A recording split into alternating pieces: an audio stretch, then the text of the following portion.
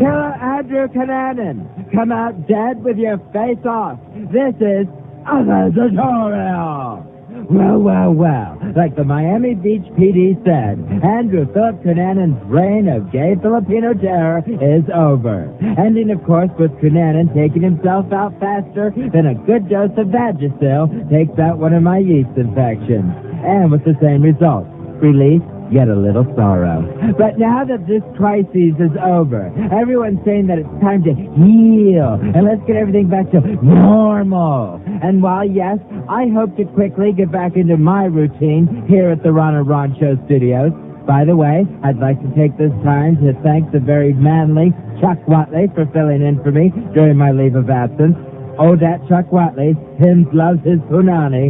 And, of course, also our 26th President, Teddy Roosevelt. The job you did was bully.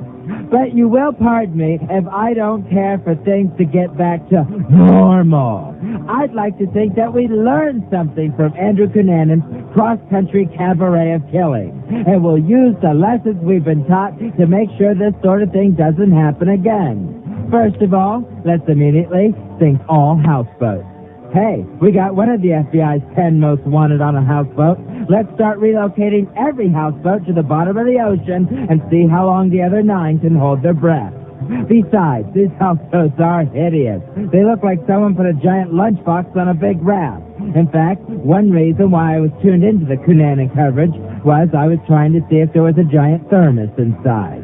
Next, let's be a little more careful about the Filipinos we let into this country so that we don't get another Andrew Filipino Cunanan running around America. Now, I'm not saying ethnic cleansing, as proven as it is to work. And I'm not saying ban all Filipinos, just the gay male prostitute ones. In fact, we should just set up a little citizenship test at the U.S.-Philippines border where every Filipino guy has to bone some broad right there to prove he's not a security risk. And she doesn't even have to enjoy it. He just has to get his little Filipino nut off. Next on my list, let's protect future possible victims. Let's move these fashion designers out of Milan, New York, and South Beach and put them in places where their celebrity and hipness will go completely unnoticed. I suggest putting all fashion designers in different locations throughout Canada, a place where wearing whatever part of the elk you did meet for dinner is considered high fashion.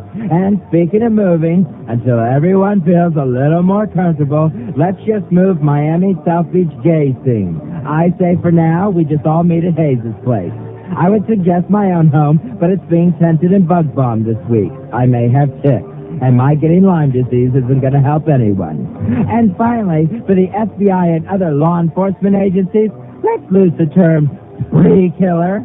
I mean, don't you think calling Andrew Cunanan a spree killer just made him sound all the more gay?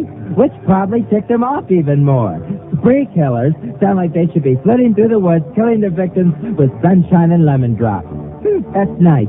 Now, sure, some of these measures may seem drastic, but I just don't want to see any of us go through this again. You know, it's like when I was growing up in Mobile, Alabama, which, along with Pensacola, are known as the Siamese Twin Cities. And it was there that my own mother took a shot at a well-known local fashion designer named Tiki Bob, or as we called him, Tiki Sache. Anywho, Tiki Sache was the first to introduce the tube top to an unsuspecting Alabama. And Mother was thrilled till, of course, she tried one on and ended up looking like a tube of Jimmy Dean sausage squeezed in the middle. And even though she was able to get to her gun, the constriction had considerably thrown off her aim, and Tiki Sache was in no real danger. 3 fire trucks, 2 paramedics, and a jaws of life later, Mother was free of the tube top and back to her old self. But see, not all these stories have happy endings, much like the Andrew Cunanan story. And I just want to make it safe for the children to walk the streets again, swinging their hips, shaking their little heinies. I'm sorry, my point. Oh, yes, here at the Ron and Ron Show, when a community is in need, you can depend on us. Why? I'll tell you why. Because we're here, we're queer, we will not disappear. This has been my Fezitorial. Thank you.